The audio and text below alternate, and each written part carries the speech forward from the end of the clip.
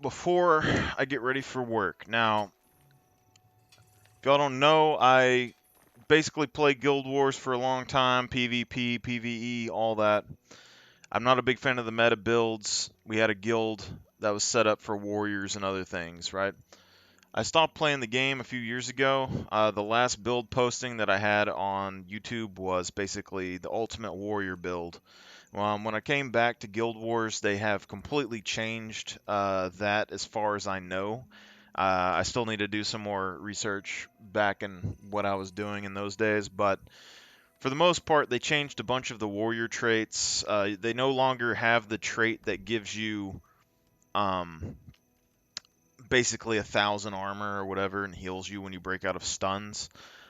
So what I was using doesn't necessarily apply as much anymore. However, I still think what I'm going to show you today is a build that has a couple of different variations. It's hybrid damage. You can use basically any weapon that you want with it. It's a warrior build that's pretty strong. It's going to help you like through all of the early game, late game, basically most of everything that you could do. Um, Maybe not help you with meta events with people that want meta builds for specific reasons, but warriors have apparently taken a big hit since then too. Anyway, so the banner warriors and everything else aren't really a thing anymore, I guess. So I don't know what they're doing in meta events, but basically, if you get into Guild Wars 2, as far as I know, they still have the 80 level 80 bonus buffs that you can get. When you get those, they used to give you this celestial armor. So you can pretty much use whatever class that you want. Don't make me influence you. I ain't going to say warrior's the best, but it is my favorite for the most part. Celestial armor, I think, on the warrior is pretty decent. I think the engineer is also like one that people say is pretty good. I'm not a big fan of engineers though. But you can see celestial armor. It gives you a good selection of all the stats, basically everything. Now, what we're going through here is that you get power, precision, toughness, vitality, ferocity, healing, condition, concentration, expertise. I believe they added a couple of the abilities that weren't on the list onto that like a while back. I'm pretty sure I read that somewhere. Um, but what's going on is warriors naturally have a higher base health and a higher base armor value than most champions. And I believe for the most part, people were running like 1800 armor or something on warriors in the past. This one's still floating around 16. You can up that if you want. I haven't really bothered, okay? But to get into the build, we have the celestial armor from the 80 level 80 buff instant level up. And then we had Ruins of the Tempest, which were about 2 gold right now. But this used to be something that we were testing with with a different build that we were having, but then I figured out that it's really not that bad. So what's happened is in the old Ultimate Warrior builds, we had might generation, all that stuff, and we were trying to, if I'm recalling correctly, get infinite duration boons on our warrior. So we had infinite quickness, we had infinite uh, protection. We had infinite vigor. I think we had infinite resilience or something like that in the past. And then we had a bunch of damage, but it was all power. So looking at that build now, it's still good. I think it's better just because you have uh, on that build specifically, it doesn't run shouts. It runs things like Sign of Stamina with infinite vigor. And so you get a bunch of endurance regeneration and you can dodge damage. Well, dodging damage for the most part is the best way to avoid dying in Guild Wars, right? As long as you can dodge, it doesn't really matter what your armor values and stuff are. However, with warriors that use things like Flurry or 100 blades and stuff, you're locked in a skill animation, you can't move. So that's where the armor and all that comes in, and it's a little bit more important. You can still run if you want with this build. It's very flexible. You can still run Last Stand and get the Vigor, and you can run the Endurance Signet if you want, and get a bunch of dodge rolls if that's what you're into.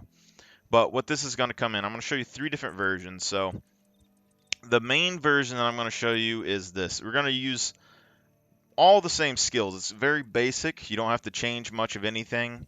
The only thing that you really have to worry about is the third trait line is pretty much optional, and then the Phalanx Strength and Empower Allies is optional. So if you're with a group of players, 4 or 5, or in a Zerg or whatever, and you can reliably apply DPS and get reliable might generation and all of that, then empower allies and phalanx strength, because you're going to get more healing potentially as long as you can continuously do DPS with that.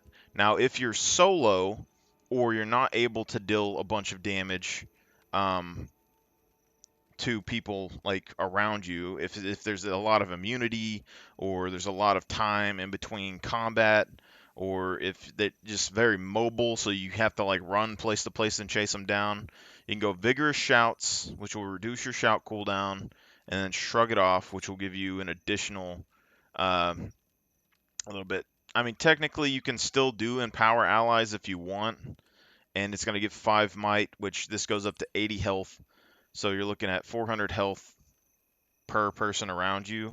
So if you have 5 people around you, then you're going to be getting that 2,000. And it's a quicker cooldown than this. So if you want more total healing, you can still go for Empower Allies and get that generation. But basically, Vigorous Shouts and Shrug It Off are going to give you more healing when you're by yourself.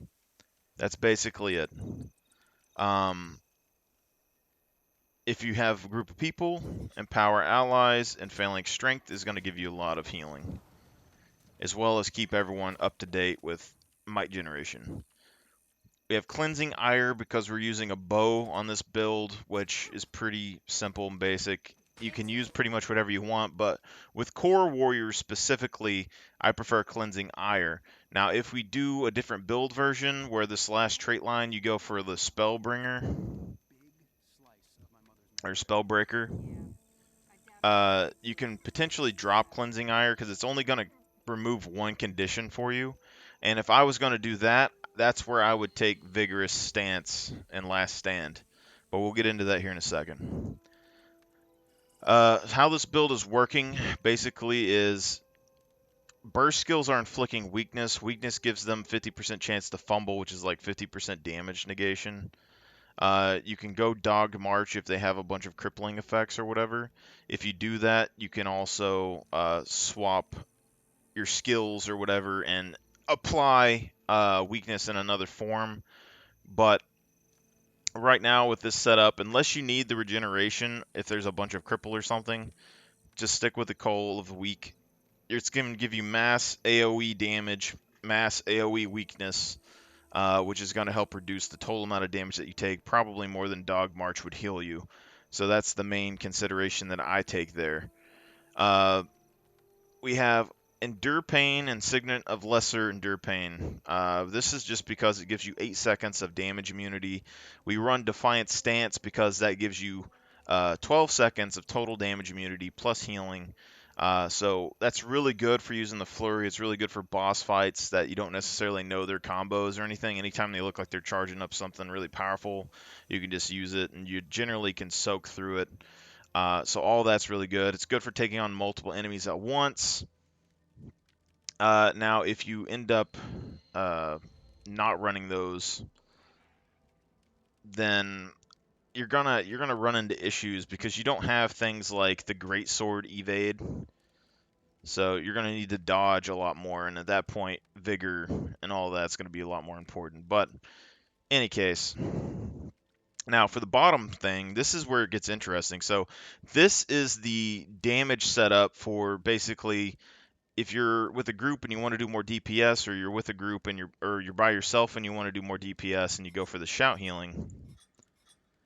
We get Furious, which gets critical strikes grant bonus adrenaline and gain a stacking condition damaging effect up to 25, maximum stacks that you can get from this. And so it gives you a lot of increased damage. Then our critical hits are giving us a 33% chance to inflict a bleed, right? And the bleed duration is increased. So this, with the armor and the ruins and everything else, is giving you basically 100% bleed duration without any increased bleed ruins on your armor, uh, or bleed sigils on your weapons. The ruins on your armor is what pushes this up to 100% basically, because the Rune of the Tempest is giving you bonuses to all your stats, and then you're getting plus 25% condition duration. And then when we go look, we're at 95% bleed right here. And if we do one change, we can get this up to 100, but you're basically going over 100, so I don't bother. 95 is perfectly fine. Now, your burning from your bow, it goes up to 82% here. We do not have any burning or base condition increasing sigils or anything on our bow. We have the one that stacks and gives us extra condition damage. We do have burning on here, but the one that gives 10% total duration means that you could get your burning technically up to like 90% here as well. And then if you decide that you don't want to run, say, the shield and you want to go double sword, the base damage on this rip and impel, which I like this ability just purely from nostalgia, but this gives you more might, 10 stacks, okay, when you rip some from your target. So if you're going for the might generation on your character, if you're in a mob and you don't care about DPS or defense and you want more DPS, you can get 10 stacks of might and then apply all 10 stacks of that to your allies. So it's going to be a massive healing for you, as well as a good chunk of damage, and you're getting 5 stacks of torment, right? So you can get 2 of these off, and you can get 10 stacks of torment or something on an enemy champion. And if you want to, you can do the tormenting ruins, but I'm not recommending those, because basically you could get your torment up to 100% increased torment duration if you wanted to, and it would make that really strong.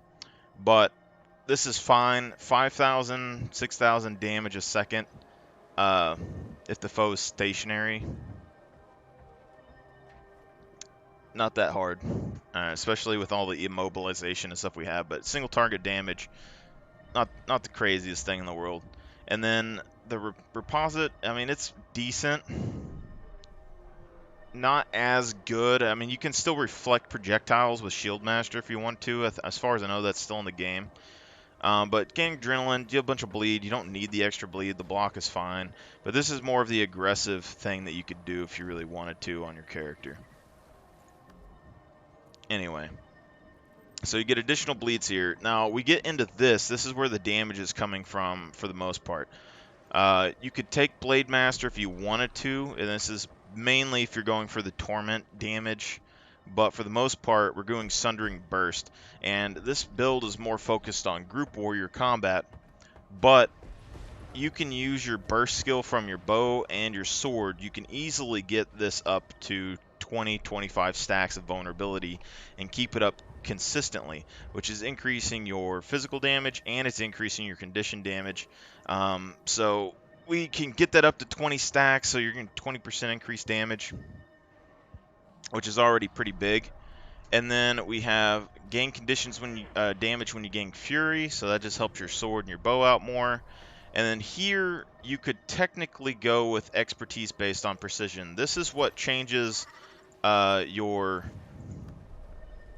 burning and your bleed damage. So if you do the 10%, if you do the expertise and precision increase, and then you put that ruin on your bow for the extra 10, you can get 100% bleeding and 100% burning duration. However, I just don't think it's necessary for the most part. And also, this increases your power. So if you're running Signet of Rage as a solo, if you're by yourself and you don't need the banner, then Signet of Rage and the Lesser Signet of Might right here together will give you ferocity stacks. and you can float around 4 or 5 stacks of the ferocity, which is giving you like a 25 damage increase on your physical damage, as well as some unblockable attacks, as well as some additional might here as well. So, and it's a 20-second cooldown and 10 stacks of might, which is pretty good. So I wouldn't throw that out. It's pretty good on its own. And then using a burst skill grants Fury. Fury gives an increased crit chance. Our crit chance is floating generally around 50-60% on here. You can use consumables if you want it a little bit higher, but for the most part, that's fine.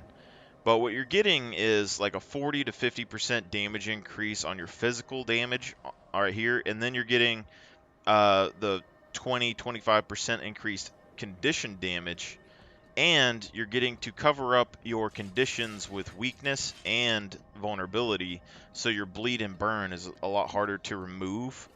Now, physical damage wise on this champion, we were kind of on par with our other power build that we were using, what was left of it after the nerfs, as well as being just more consistent, having the burn damage and stuff on.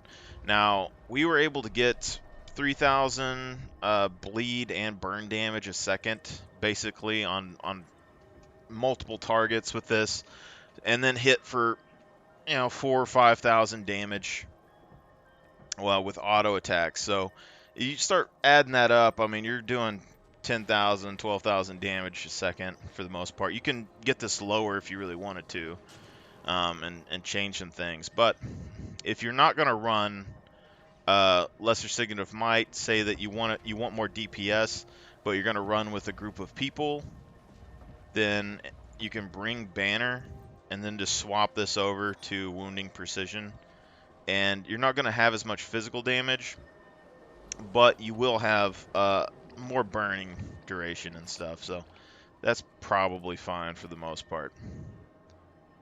All right, now for a defensive setup, if you don't really care about having more DPS on target and to your mobs and all that stuff, and you want a little bit more defense, you swap out the bottom tree from arms to strength, and then you can get Might Makes Right, which gives you the endurance regeneration. If you want more damage potential, you can just use Berserker's Power if you want to get that 21% damage if you really want. It's not bad, 21% damage increase. And then this other stuff, when you disable an enemy, you get quickness, but it's not really necessary. The movement speed is nice, but the thing with the warriors, like, they added all these quickness traits, and you could probably get away with using them. They're not bad. I liked quickness in the past because I noticed a lot of warriors weren't really running quickness, and it allows you to get your bleed stacks off faster and allows you to get your DPS off faster. And if you could run more quickness, then you could basically out DPS your enemies. But in PvP type situations, 100% quickness doesn't really matter so much for me anyway, because you have to stick on your target, and if you can't stick on your target and you can't survive long enough to catch them, then you basically just need more defense, more ways to catch them. Quickness it's gonna help, but the movement speed bonus I like. It looks like you could potentially get your warrior moving really quickly, which would be quite interesting, especially with a sword, because you get the cripple on your auto attacks. Anyway, this gives you more power when and crit hit chance, which is fine. This actually gives you a little bit more crit than the other one, so you get up to 60%. Then you can get Forceful Greatsword, which, if you're fighting in big groups of enemies, this is going to give you a bunch of some might generation, which will give you a bunch more healing. You could still go for Body Blow if you want, but if you do that, I'd probably just change Call of the Week, because if you use Body Blow, you have 3 uses of your Blinding Arrow plus your Shield Bash, which will give you 20 seconds or so of weakness, as well as this really long bleed. And then you can just, it takes 20 seconds for one of these to recharge. So you can basically keep up infinite weakness there if you really want to on a single target. If you have multiple warriors, then you can keep weakness up basically infinitely just by cycling out your different bow skills. But What's interesting about Body Blow is that the bleed duration on this is like 20 seconds, which you can see like all of our other skills, it's like 10 seconds. This one gets up to 13, 3 stacks of bleed, doing 2,000 damage. So, and then that final thrust.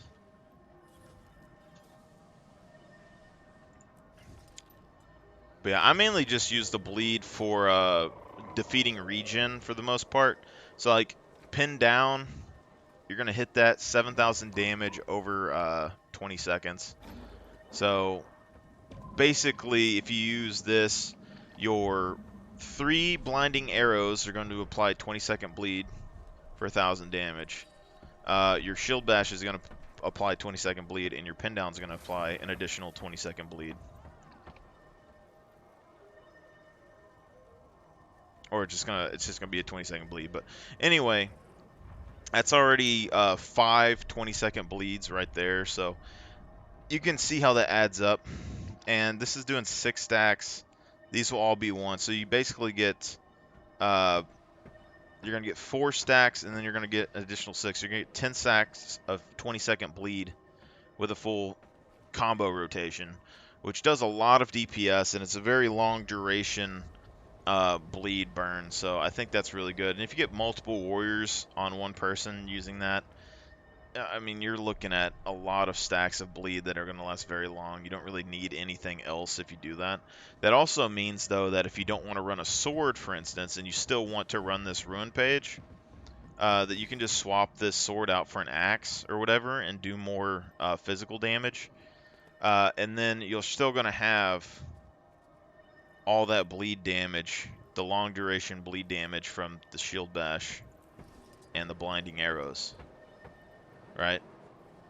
So it means that you can go a physical build and still get benefits from using uh, uh, conditioned damage, because you're still going to be applying bleed, doing most of your stuff. So I mean, it's a lot of versatility in the build, but I think it's going to be pretty good. And you can still go dogged march, and if you go dogged march, you can swap out and take body blows, and then you lose the forceful greatsword, but dogged march is going to give you a really high regen thing. So, and this is basically infinite regen if they're crippling you a lot or mobiling you a lot. And you get 10 seconds, well, 8 seconds there, but basically it's going to go higher at some point. And you can still go shield master if you want, if you're like PvP and you want to like reflect the damage back to your enemies. And then you just take the body blows, you take the shield master, all that stuff's going to be really good. And then you still have the options of shrug it off if you're a solo player and you just want a little bit more health and healing for yourself. Then Might Makes Right is just going to heal you a little bit more, and then Forceful Greatsword is going to give you a little bit more regen. So it's just more of a defensive page. And then you can take Dogged March, and you can swap out Forceful Greatsword for Body Blow if that means you can't stay on enemies, or you can teach this and just do this. All that stuff's fine. The third thing is that if you're going to do kind of like the Ultimate Warrior build was, then you can go for Spellbreaker, which on this character we don't have it unlocked, but I could make the build and show it on my other character. But Spellbreaker, you lose your endurance bars. You can't use 3 endurance bars anymore. You can use 1 at a time, basically. Something like that. And so Cleansing Ire doesn't become as good. It's still okay, but if you do that, then you can get access to, you could use Stalwart Strength to get basically infinite stability if you want with your bow and with your shield. You could use Last Stand, which will give you basically infinite vigor. You could swap out your Shake It Off and use, I mean, you could swap out pretty much anything. You could even swap out Endure Pain if you wanted to, and put in the dodging signet. That 50% endurance regeneration. There's a lot of different things that you can do there, but that's just going to allow it to where you can dodge more often and not have to worry about it. But the good thing with Spellbreaker is you have the tether, which is going to give you more total might generation. So you can see here as a solo player how I could get more might and heal myself here. But if we get the Spellbinder, you're going to get more total might potentially with Tether, as well as a CC ability to keep people there. And Tether can heal you for, if you have allies around you, that's potentially a lot of might, healing, and generation. And if you have 4 or 5 warriors together and you're all tethering somebody, then it's not a good chance they're going to get away. Plus all the immob from your sword, immob from your bow, all that stuff's good power balance, I think, for the most part. And then the other thing with it, and the main thing with it, is that with the Spellbreaker, one of the first abilities that you can get is the counterattack, and then you can make it to where your counterattack gives you protection, and then you can make it to where your counterattack applies a slow debuff to enemies that slows their skill recharge and cooldown, and their movement speed and stuff, and their cast times. So if you have a group of warriors with that, you're going to basically be able to slow them down quite a lot, as well as have a bunch more interrupts, which can basically shut a player down if they're doing AoE damage or something. Like if you have 4 warriors that are just running a bunch of interrupts like that, and then they get the tether effect, which is going to give them more regen, and then they're going to get the protection effect, which is going to give them more protection and damage reduction. So although your armor isn't super high, the protection is going to give you a 33% damage negation. And then you have the weakness from your spells and your burst skills or something like that that's going to give you that 50% damage negation as well. So you're getting like that 80%, or if it's compounding or multiplicative, I don't really know, but that 80% damage reduction that you can keep up consistently without really having to do much of anything.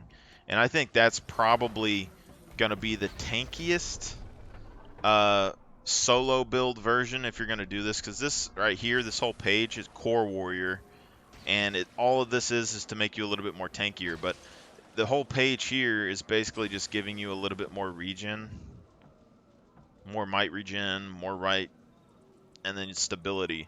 So if you get the other trait, you basically can just go in here. You're going to lose a little bit of condition cleanse, but you're going to get protection. And then when you use your healing spells, you get protection. But since we use Defiant Stance, it doesn't really do much for you. But since it's so easy to make adrenaline and stuff on the warrior, you're just going to get infinite protection and counter effects, which the counter effect is basically just going to let you block a skill, completely negate it, interrupt people around you.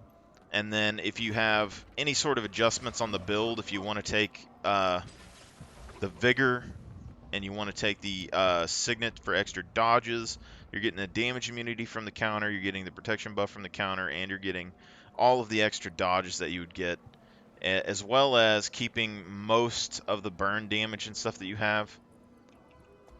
The only difference I can really say is like the crit chance and stuff is a little bit different. And if you don't do the DPS version, you're going to be missing out on some damage buffs. But like if we come in here,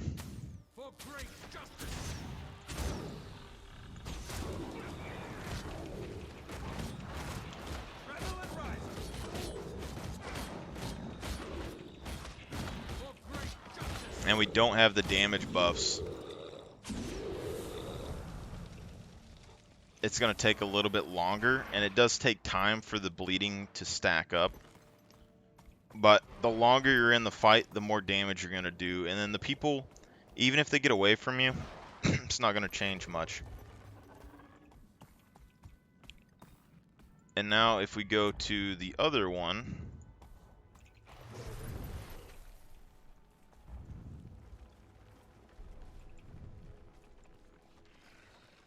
the only thing I'm a little sad about is because you're not as tanky as the other build was. The other build I liked quite a lot just because of how simple and tanky it was, but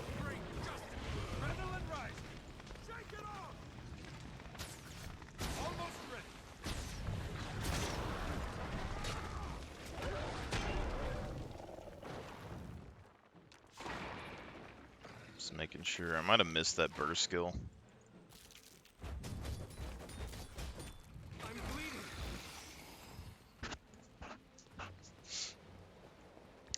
Yeah. But the other thing, though, is the Tempest Runes. You don't necessarily need to have the Tempest Runes for this build. I'm just going to double check on that. Because you don't need the Tempest Runes. But what the Tempest Runes are doing is you heal allies within a 360 radius after breaking a stun. And I don't know if this affects, like, if other allies are using Tempest and you break the stun for them, if it would apply. But it's really good because if you want to keep, say, Shake It Off, and you're not going to run a Shout build, it's still going to heal you for 1100.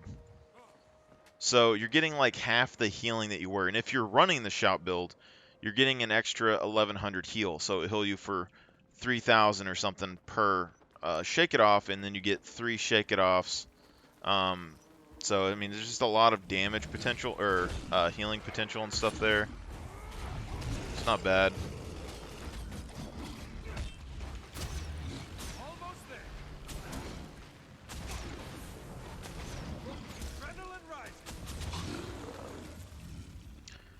But you can see you heal plenty with the build. You get a bunch of might, which is spiking your power. You're getting 2500 power. You're getting your ferocity gets up to like 225, 230% ferocity.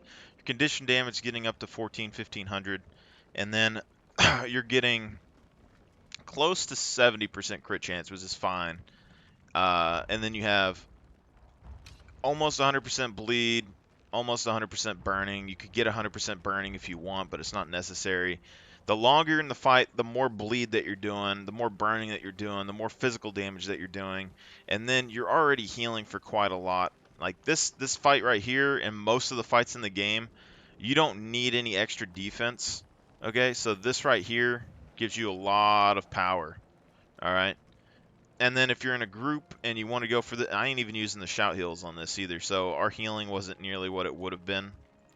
But if we go and use the banner, and we just take Signet of Might, switch it over to Wounding Precision, and you're perfectly fine. Or if you want more of Fury generation, say that you don't want to use for Great Justice and you need Fury, you can just swap this out and your burst skills are going to give you Fury.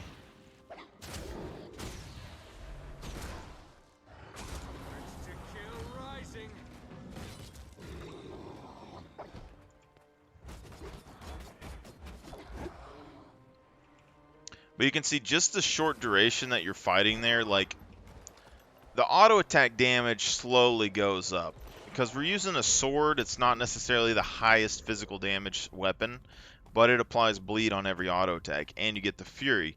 But if you were to use the more defensive setup, you could go for the 21% increased power, go for the axe or whatever, which is a more physical damage weapon, and then use the ability that gives you basically that 21% increased damage, and you'd probably be fine.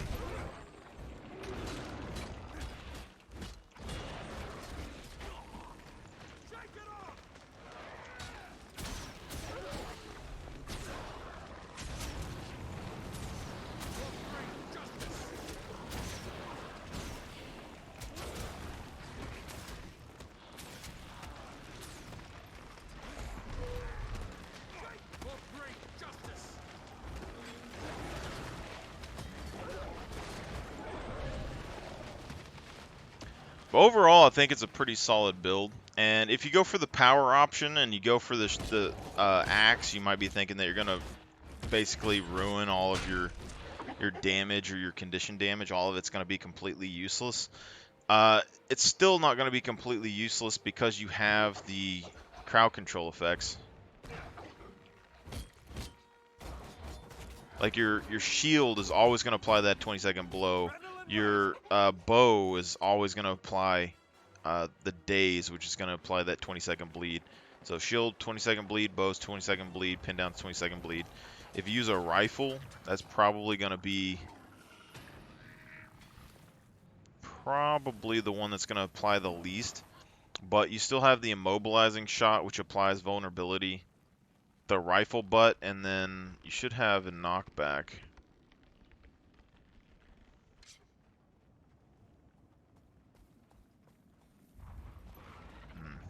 I don't know, but rifle butt still gives you 3 targets.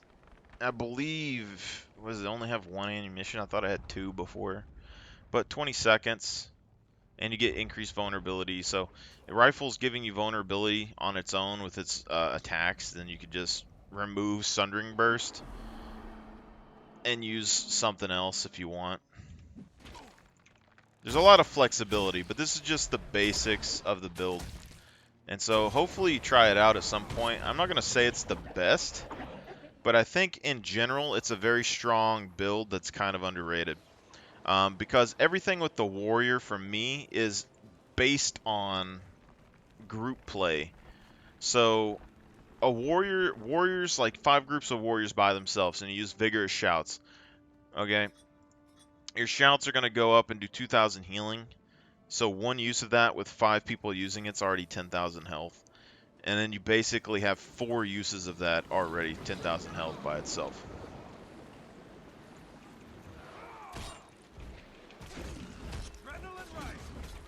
If you all use immobility,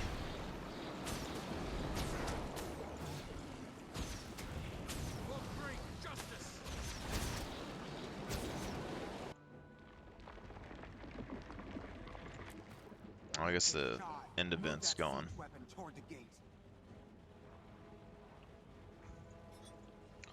If you're all using immob, then people aren't going to be able to get away from you very easily. If you're not, then it doesn't really matter so much.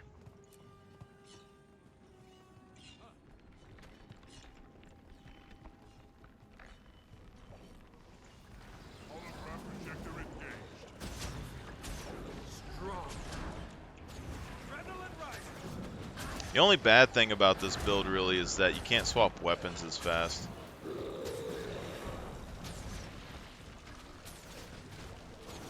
That feels good.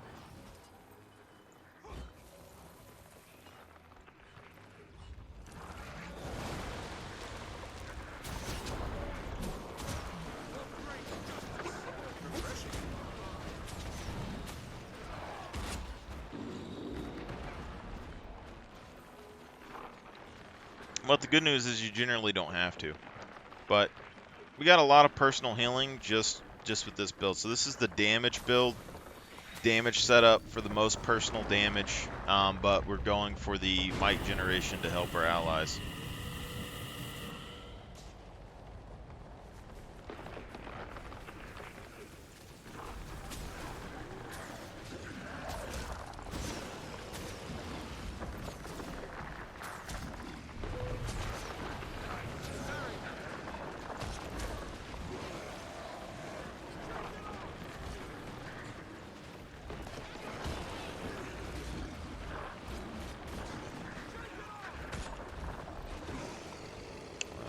I'm not on a roll today.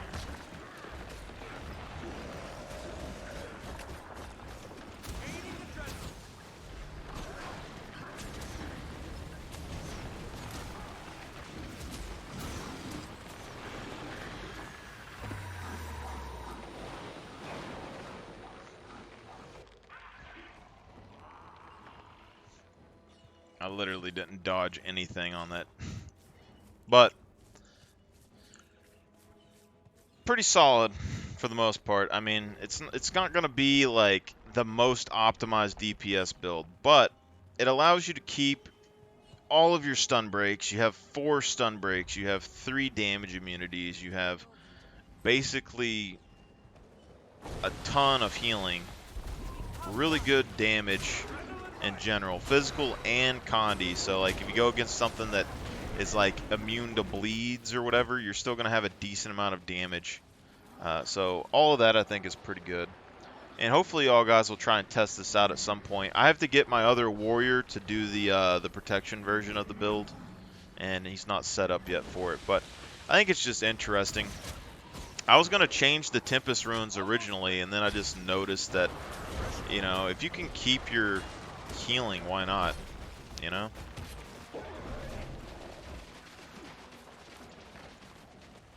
But like our bleed stacks and things right here, just with like a short trade, you can see like our auto attacks go up to 1,000 and our bleeder going to 1,000. See, we're almost 3,000 bleed right there pretty quickly.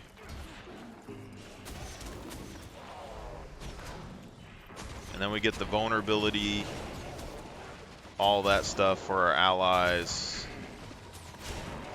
It's pretty decent.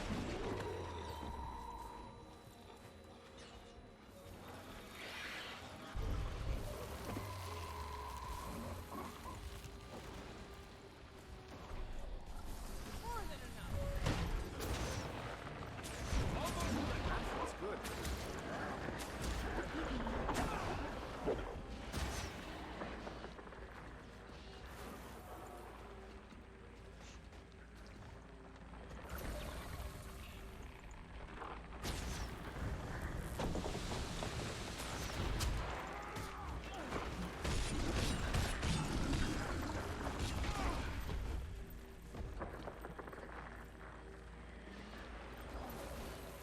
Alright. Well, all in all, pretty solid build. I don't know if it's necessarily as strong as the Ultimate Warrior build was before, because when we played the Ultimate Warrior build, you were getting, I would like to say 2,000 or 3,000 health per stun break. With 4+ stun breaks, you were getting 1,000 bonus armor. So we had like 4,000 armor plus a bunch of extra healing. In using the shout builds, plus it was really high damage and it had infinite vigor and infinite protection. All of that together, I think, is like that's what made the Ultimate Warrior build really strong, and it had infinite quickness. So we were pretty much on the cusp with. So it was infinite quickness, which gave us a bunch more might generation, which gave us a much more healing, and then we had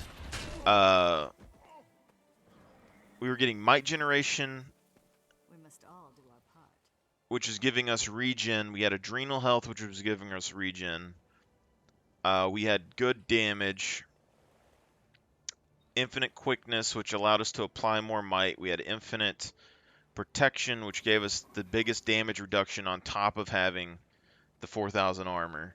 We had extra healing. We had shout heals, which didn't require us to have anything major on it. But the big nerf to that was that they changed the trait that gave us the extra healing on stun break and the extra armor.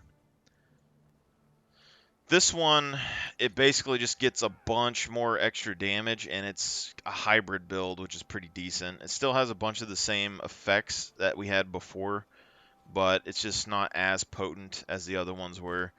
We could probably still do the infinite protection, but you'd lose a lot of DPS if you did that. And for most of the Guild Wars 2 content, I don't think you need that much protection. It doesn't seem like that big of a deal. And we have 12 seconds of damage immunity. And if you swap to get the Vigor, then you're going to get 15 seconds of damage immunity, which you can already see is basically half of the Defiance stance trait line. I mean, they changed a lot of these traits that reduce the skill cooldown as well. Because like Shield Master, we used to bring this and it would reduce the shield cooldown, and you get it down to like 20 seconds. And so like you would do a 15-second combination and then do shield stance, and then that would allow you to, or you use shield stance in the combination, then you get to use shield stance again, which would give you the 3 seconds needed for defiance stance to work, and then that would give you enough cooldown to wait until the next like endure pain, or it was something like that. But yeah, try the build out. Tell me what you think. Give me some feedback on it. Try it in groups as well, like the shouts and the might generation, just on whatever groups you want. I wanted to use it for warrior combat, but I've did most of the story, the expansion and stuff with this, and literally just stood in one spot, don't really have to do much. I've did some of the end events. I went down in the mine shafts without the filters because I wasn't thinking about it when I first went in there. And yeah, the gas can still one-shot you, but if you time it right, you can defiant stance it and complete like negate the damage for the most part. All right, we got to go to work, but thank y'all guys for watching.